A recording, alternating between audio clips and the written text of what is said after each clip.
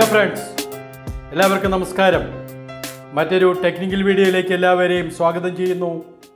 ഇന്നത്തെ വീഡിയോയിൽ വിഷയമാക്കിയിരിക്കുന്നത് ഈ പുരപ്പുറ സോളാർ പദ്ധതികൾ ലോകമെമ്പാടും പ്രോത്സാഹിപ്പിക്കപ്പെടുന്ന ഒന്നാണ്. അപ്പോൾ നിങ്ങളൊരു പക്ഷേ ചിന്തിച്ചേക്കും, എന്നിട്ടെന്തേ കേരളത്തിൽ വളരെയധികം നിരുത്സാഹപ്പെടുത്തുന്നത്?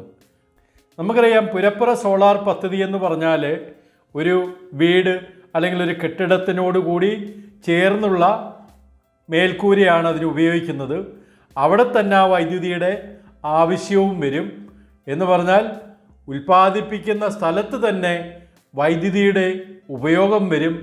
വളരെ ദൂരെ നിന്ന് ജനറേറ്റ് ചെയ്ത് ഇങ്ങോട്ട് കൊണ്ടുവരുമ്പോഴേക്കും അതിൽ ഒരുപാട് നഷ്ടങ്ങളൊക്കെ വരും. അങ്ങനെ പല മെച്ചങ്ങളും ഇതിൻ്റെ അകത്തുണ്ട്. നമുക്കൊന്ന് പരിശോധിക്കാം എന്തൊക്കെയാണ് ഈ പുരപ്പുറ സോളാർ പദ്ധതികൾക്കുള്ള പ്രയോജനങ്ങൾ, എന്തുകൊണ്ടാണ് നമ്മുടെ സർക്കാരുകൾ ഇതിനെ പ്രോത്സാഹിപ്പിക്കുന്നത്. നമ്മുടെ കേന്ദ്ര സർക്കാരിൻ്റെ ഇതുമായി ബന്ധപ്പെട്ടുള്ള വെബ്സൈറ്റ് പരിശോധിച്ചാലും ധാരാളം കാരണങ്ങൾ why roof top solar projects are promoted, അങ്ങനെ ധാരാളം കാരണങ്ങൾ അവിടെ പറയുന്നുണ്ട്. നമുക്ക് ചില കാരണങ്ങൾ എടുത്തിട്ട് നമുക്കൊന്ന് ഡിസ്കസ് ചെയ്യാം. ഒന്ന്, ലഭ്യമായ ഒഴിഞ്ഞ മേൽക്കൂരയുടെ വിനിയോഗം. അധിക ഭൂമി ആവശ്യമില്ല. സാധാരണ വലിയൊരു പ്ലാന്റ് സ്ഥാപിക്കണമെങ്കിൽ അല്ലെങ്കിൽ ഗ്രൗണ്ട് മൗണ്ടഡ് ആയിട്ടുള്ള ഇപ്പോൾ ഒരു മെഗാവാട്ടിൻ്റെയോ അങ്ങനെ വലിയൊരു പ്ലാന്റ് സ്ഥാപിക്കണമെങ്കിൽ വളരെയധികം ഭൂമി നമുക്ക് ആവശ്യമുണ്ട്. ഇത് നമുക്ക് ഉപയോഗമില്ലാതെ കിടക്കുന്ന ഒരു സ്ഥലമാണ് ഈ മേൽക്കൂര എന്ന് പറയുന്നത്. അതിനെ നമുക്ക് വിനിയോഗിക്കുവാൻ പറ്റും. പ്രത്യേകിച്ച് അതിന് എക്സ്ട്രാ ചിലവുകളൊന്നുമില്ല. മാത്രവുമല്ല, ഈ സോളാർ സ്ഥാപിച്ചത് കൊണ്ട് മാത്രം നമ്മുടെ വീടിൻ്റെ വാല്യൂ കൂടുകയും ചെയ്യും. രണ്ടാമത്തേത്, വൈദ്യുതി ഉപഭോഗവും ഉൽപ്പാദനവും ഒത്തുചേരുന്നതിനാൽ T&D നഷ്ടം കുറയ്ക്കുന്നു. അതായത് ഉൽപ്പാദിപ്പിക്കുന്ന സ്ഥലത്ത് തന്നെ നമ്മൾ ഉപയോഗിക്കുന്നതുകൊണ്ട് ട്രാൻസ്മിഷൻ ആൻഡ് ഡിസ്ട്രിബ്യൂഷൻ നഷ്ടം കുറയ്ക്കുന്നു. ഇനി ഉപഭോക്താവിന് അടുത്തുള്ള ഗ്രിഡ് വോൾട്ടേജുകളുടെ മെച്ചപ്പെടുത്തലും സിസ്റ്റം തിരക്ക് കുറയ്ക്കലും. നമുക്ക് ഇവിടെ നമ്മുടെ ട്രാൻസ്ഫോമറിൻ്റെ ഏരിയയിൽ വോൾട്ടേജ് കുറവാണെങ്കിൽ പലപ്പോഴും നമ്മൾ കംപ്ലൈൻറ്റ് ചെയ്യാറുണ്ട് KCBയുടെ അടുത്ത്, വോൾട്ടേജ് കുറവാണല്ലോ. ഇപ്പോൾ ശരിക്കും അതിൻ്റെ ആവശ്യമില്ല. കാരണം അവിടെ കുറച്ച് സോളാർ പ്ലാന്റുകളുണ്ടെങ്കിൽ അതിലിത് അഡ്ജസ്റ്റ് ചെയ്തു പോകും. മാത്രമല്ല, ഈ ലോഡ് ഇങ്ങോട്ട് എടുക്കുന്നതുമായി ബന്ധപ്പെട്ട് ആ പവർ സിസ്റ്റത്തിൻ്റെ തിരക്ക് അല്ലെങ്കിൽ അതിൻ്റെ കൺജഷൻ ഒഴിവാക്കുകയും ചെയ്യും. പിന്നെ കുറഞ്ഞ നിർമ്മാണകാലം. ഒരു റൂഫ് ടോപ്പ് സോളാർ പ്ലാന്റ് എന്ന് പറഞ്ഞു കഴിഞ്ഞാൽ അത് ഇമ്മീഡിയറ്റ് ആയിട്ട് നമുക്ക് കംപ്ലീറ്റ് ചെയ്യുവാൻ പറ്റും. അല്ലാതെ വലിയൊരു പ്ലാന്റ് ആണെങ്കിൽ അത് ഒരുപാട് സമയമെടുക്കും. പിന്നെ ഡിസ്കോം യൂട്ടിലിറ്റി മുഖേന പകൽ സമയത്തെ പീക്ക് ലോഡുകളുടെ മികച്ച മാനേജ്മെൻറ്റ്. സാധാരണ KCBക്ക് ഈ ലോഡ് ഡിസ്പാച്ചിങ് സെൻറ്റർ എന്ന് പറഞ്ഞ ഒരു വിങ്ങുണ്ട്. അവർ അവിടെ നിന്നാണ് ഇതെല്ലാം കൺട്രോൾ ചെയ്യുന്നത്, ലോഡെല്ലാം കൺട്രോൾ ചെയ്യുന്നത്. ഒരു പ്രദേശത്തേക്ക് ലോഡ് കൂടുതൽ വേണമെങ്കിൽ ഓട്ടോമാറ്റിക്കലി അതിനുള്ള ഒരു അറേഞ്ച്മെൻ്റൊക്കെ ഉണ്ട്. പക്ഷേ അവിടെയുള്ള ആ ഒരു പർട്ടിക്കുലർ മാനേജ്മെൻറ്റ് നമുക്ക് ഈ ലോക്കലൈസ്ഡ് ആയിട്ട് കുറച്ച് സോളാർ ജനറേഷൻ നടക്കുന്നുവെങ്കിൽ അത് നമുക്ക് വളരെ കൺട്രോളായിട്ട് കൊണ്ടുപോകാൻ പറ്റും. ആ പീക്ക് ലോഡ് കൺട്രോളിങ് വളരെ നിയന്ത്രിക്കുവാൻ പറ്റും. ഇനി മറ്റൊരു ഇമ്പോർട്ടൻ്റ് ആയിട്ടുള്ള ഒരു പോയിൻ്റ് ഓഫ് ഗ്രിഡുമായി ബന്ധപ്പെട്ടതാണ്. ഈ മുകളിൽ പറഞ്ഞതെല്ലാം ഓൺ ഗ്രിഡിൻ്റെ കാര്യങ്ങളാണ്. ഈ ഓഫ് ഗ്രിഡിൻ്റെ ഒരു പ്രത്യേകത എന്താ? അതിൻ്റെ കൂടെ ഒരു ബാറ്ററി കാണും, പിന്നെ സൺലൈറ്റും വെച്ചായിരിക്കും വർക്ക് ചെയ്യുന്നത്. നമുക്ക് ഈ വെള്ളക്കെട്ട് പോലെയോ അല്ലെങ്കിൽ അതുപോലെ എന്തെങ്കിലും ഒരു പ്രകൃതി ദുരന്തങ്ങളൊക്കെ വന്നു കഴിഞ്ഞാൽ KSB സപ്ലൈ അല്ലെങ്കിൽ ഗ്രിഡ് സപ്ലൈ കട്ടാവും.